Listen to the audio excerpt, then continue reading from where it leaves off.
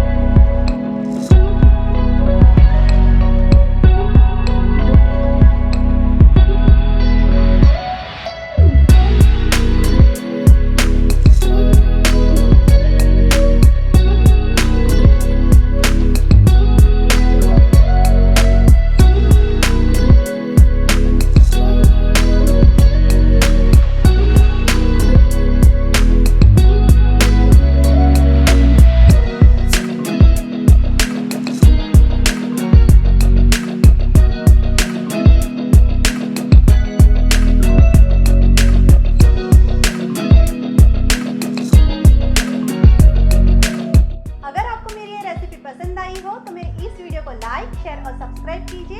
और हाँ, कमेंट ज़रूर कीजिए ताकि मुझे पता चले कि मेरे इस वीडियो को लेकर के आपकी राय क्या है। तो दिल से बनाओ, दिल से खाओ।